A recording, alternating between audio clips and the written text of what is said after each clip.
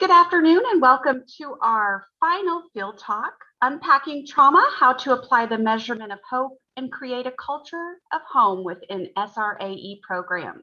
Thank you, Julie, very much.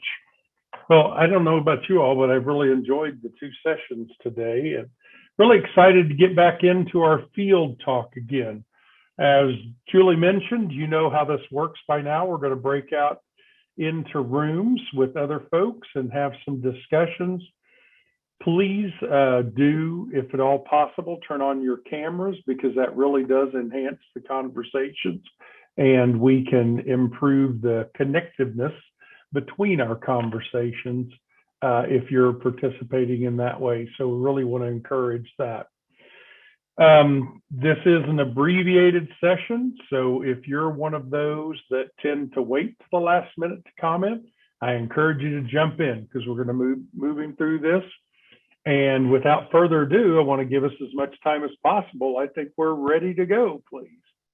All right. We are all working back into the main room. Welcome back. Welcome back. Well, I hope your conversations were half as good as the room that I participated in. So what I'd like to do is, as we've done in the last few days, if you're the person reporting out, if you'd raise your hand, just hit the raise hand button, then we can start around and hear your input. So I saw Lori first. So Lori, talk to us. We had some great discussion and really good.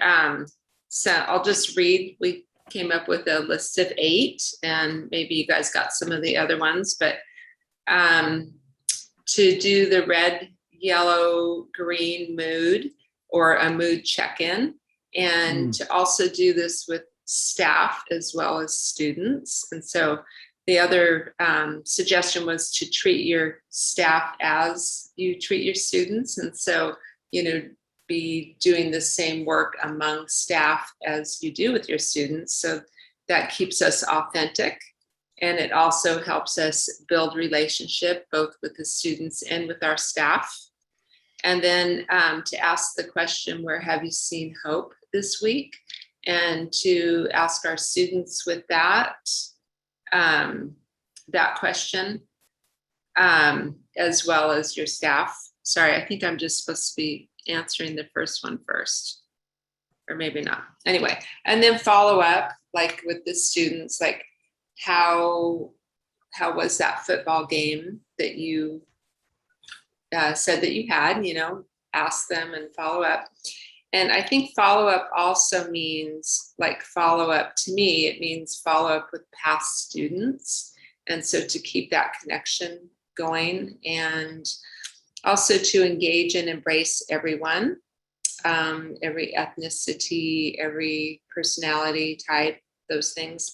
And also to build outside partnerships, and bring those people in for their expertise. And I think that was about it. So that was what we came up with. Super. Well done. Thank you very much, Lori. All right. How about Paul? Yes. Well, in my group, I believe it was group 6, we talked about just what we learned. First, we were discussing what we had learned over the last couple of days. But then when we really started talking, one of the bigger points was how could we connect more with the adults or get more adults involved? And there were different, just learning over, this last year, myself, we've only had the grant for almost a year, but one thing we learned towards the end is getting the parents involved or adults involved is a key to getting more youth involved, because as the adults learn more about what this program teaches them, it brings hope to them. Like we've been talking about all this week, it brings hope to see that there's things that we can implement in their kids' life or youth life that can transition them not only for a now, but for the future, I myself have talked about how when I first was going through the training through this program, Love Notes, that there was a lot of stuff we can use as adults in the learning. You know, we're teaching it from 12 to 19, but realistically, it's great to have this information now, because if I had some of this information then, there might have been some different choices, but I now can we can share with the adults and show them what we're doing and getting them more involved in not even that, but like, we have trusted adults, you know, the communication skills of a child and their parents, you know, learning to have a greater communication. But yeah, that's what we had talked about overcoming. But overall, no, everybody this past week had learned so much. They thought it was really informative of learning different situations like statistics and learning about human trafficking and different things like that, because statistics in a way reach not only adults, but reach kids as well. And giving them that information, it brings awareness to what's going on in their life, in their society, you know, because I know like one of the things that I pointed out was in where I'm from in the Central Valley, we have the highest rate in teenage pregnancy and sexually transmitted diseases in youth. And when you mention this to youth, it begins to open their eyes to something that really didn't take really seriously, you know? And so it opens their eyes. And I think the parents as well, when we share that information with them, it kind of helps them to see what we want to change. But yeah, we talked about multiple things, but those are kind of the two things that we really discussed it on. They all had some great insight. And like I said, I'm learning here. I've learned there's so many people that have been on here longer than I have, and I'm just looking at all this information, and I'm so thankful to be able to just soak it up, write it down. I'm trying to type as fast as I can, but for the most, it's been a great couple of days. Awesome. Thank you, Paul, very much. All right. How about Stephanie? Yes. Hello. Good afternoon, everyone. So I had the pleasure to be in Group 4, and the topic I believe that we were discussing about in our programs, whether we have been implementing the scale that we learned today or any other approach, I guess, that we have learned. So we spoke about ways that we can implement the scale of the risk factors. And for my particular program, for Miami Future Ready, I was mentioning that we have like a pre-test or pre-evaluation versus a post, just to see how the kids measure coming in, whether they have taken the program before, and then what have been their experience or what they've learned upon presenting the curriculum to them. It's more so, how do we plan to facilitate this curriculum to a curriculum to them? Is it more on an avoidance perspective, or is it more in a achievement? So we also learned that in giving them those skills that they need to progress through life, no matter what their experience may have been, or their environment that they have grown into, that we learn from the session today that it's a cognitive process. So therefore, it's not something that's just going to be, you get it today and then tomorrow you ready to change, but it's a progressive way where I have the skills now, and how do I apply it to myself? So we talk also, like us facilitators, just going through the process for ourselves, like we're at a better place to be able to facilitate it better. And we know with the pressures in societies, even with those students, friends among their friends, if they're the only one that's receiving that information, but yet they have those pressures in life, how do they move about it? Is it okay for them to be like, okay, I got this information, I'm going to be there to be the light? Or am I like, okay, I have it, but I'm not really ready? So we understand it's a progressive factor. So they have the skills, and then hopefully they are at a place to implement, to make those changes. And we also talk about maybe just doing, teaching the scale on you're working from the back end to forward, backwards, sort of kind of thing. So that's what we learned. And then so we know that the more we teach it, the more at ease those students become, and then that they're in a better position or a better place to make better decisions, and just having those trusted adults and where they could feel safe to ask questions and continue to instill hope. So that's what we learned Great. today. Yeah, thank you, Stephanie, very much. All right, Diane. Hi, everyone. We were group 1 led by Elijah Weaver, and there was Shirley and Cassandra and several others. And we were really talking about how we were really reflecting on everything today and how excited we were. And we made some action steps that are a little bit broader because they're going to need to be fleshed out, because this is going to be very new to a lot of our staff and agencies. And so the first step is very basic. We need to really share the resources with additional staff and stakeholders so that they can really understand the concept and rally behind what this can do for our youth. And to then next see, where are we on the hope scale now? I mean, really to assess where we are and what and how to apply the measurements of hope and worksheets and things to help us so that we can really help youth to assess, measure, and record their own ability to embrace hope within themselves.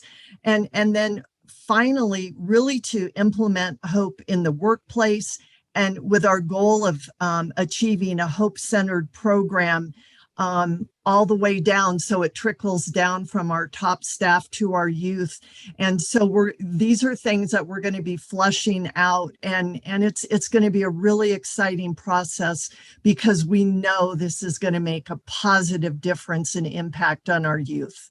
And we are all appreciative of this conference and these great presentations, and just very, very grateful for this. So thank you. Great, thank you, Diane.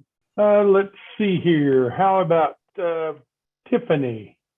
So I was part of group 9, and Scott was also our facilitator there. And it was really nice to hear from other folks. I think we can all agree that one of the things I miss from these in-person meetings is that kind of organic connection. So I appreciate the effort to make that happen. I'll quickly share that we discussed using the measurement of hope as part of assessment. So even adding it to before and after assessments, whether that's a pre and post test or check-ins, daily check-ins, or at the end of a programming or beginning. And then so many quotes of our wonderful keynote speaker about hope begets hope. So work with people, youth and staff, where they're at, moving them towards the goal. We had a really good conversation about that movement being incremental and just kind of making room for that, even when, we as the adults feel motivated or we're excited about something, to just sort of pause and breathe and allow that work to be incremental. We talked about the difference between way power and willpower, and helping youth look more towards those next steps and to be patient and have grace. And then I thought Scott brought up actually the difference between equity and equality in this space. So what it looks like for people to have hope, what they need in order to get to that next step is going to vary between the youth that we serve, between the staff that we have, because not everyone is the same. And so I also just really wanted to acknowledge, I think we had folks from all different states in our space, but with what we're experiencing now, we're really grateful for this content because it seems very timely, and that came up a lot too. So go group 9. Super, great. I do appreciate your conversations, and it sounded like we had some great feedback. So with that, I will turn it over to, I believe, Megan to introduce our speaker for our final comments, please. Thank you, Scott, and thank you all for sharing. So now for some closing remarks and to kind of wrap up this day 3 of this 3-day training, I will turn it over to Kendy Cox, Vice President with Public Strategies. Okay, well, that was a wonderful time of hearing directly from each of you about what you've learned and what you're taking back to your places and where you come from. So that's just empowering to me, as I know it is to each one of you. So kudos for all the groups that got to share and those that didn't. So as we near end our time together today, I certainly want to thank you for your participation. But I also just want to reflect, as many of you have as well, on this powerful theme of hope that has been highlighted this week. So over the past 3 days, you've heard the science, you've heard some best practice strategies, and you've undoubtedly felt inspired personally as well as professionally. I think Tiffany said it best in her report out. She said that hope begets hope. And I truly believe that. And I know that most of us are leaving this training with exponentially more than we arrived with, which helps each of us successfully carry out the work that we are called to do. Each of us is called to instill hope in the youth that we serve. And we teach those youth daily the skills they need to build that framework for themselves, both now and also into the future. And I just think that that is an amazing mission and a gift that each of us get to engage in on a daily basis. So I want to thank you for your expertise. I want to thank all of our speakers for their expertise. And I just know that we have so much to bring back to our communities as a result of this training. Before we go officially, we want to allow FYSB to give some closing remarks. I think we have Leander Skeete with us today to share a message from FYSB. Leander? I just wanted to say good afternoon, happy Thursday, everyone. My name is Leander Skeete. I'm one of the program managers in APP at the Administration for Children and Families. I've been hearing some really awesome feedback from this topical training in terms of information that can be implemented on the ground and also information that can be utilized right away. So we all know that there are some horrible effects that children experience from traumatic experiences and also adverse childhood experiences, and we know what those effects have on a young developing brain. So having the opportunity to increase the number of tools in our toolkit to counteract some of these experiences only can benefit our youth and providers as well as their families. If you've ever spoken with a young person who is full of hope, it's quite an inspiring experience because you know just as well as a young person that the sky is the limit for them and for their potential. While participating in the breakout group, I was able to jot down a few nuggets and takeaways from other participants that I would like to share that they were able to receive during this training. One was hope can be taught. Imagination is the instrument of hope. Hope is not wishful thinking. Hope is an action. Hope is willpower. And also, when we return home, we will build a culture of hope. So I felt like those were very inspiring statements. And the last nugget is the ultimate goal. Return to your communities and build a culture of hope, not only within the youth, but with their families and with the staff who implement the programming. So I really hope, and that's no pun intended, that everyone found great application for this training and that it will yield best outcomes for your program. Please reach out to your assigned contact if you require any additional support. And thank you for all that you all do. I also want to send a big thank you out to Public Strategies, as well as the presenters who shared today. I want everyone to take care, and I wish you very well, and thank you for participating. Thank you so much, Leander. We appreciate you. Okay, well, I think we've come to the end, friends. I just wanted to say, please, please, please fill out the SurveyMonkey link that Julie just put in the chat. We really, really appreciate your feedback. And reach out to FYSB, reach out to Public Strategies if you need additional help and support in implementing your programs. Until next time, see you later. Thank you, Kendy. That will conclude today's training. But with that, we'll let you get back to the rest of your day and have a great afternoon.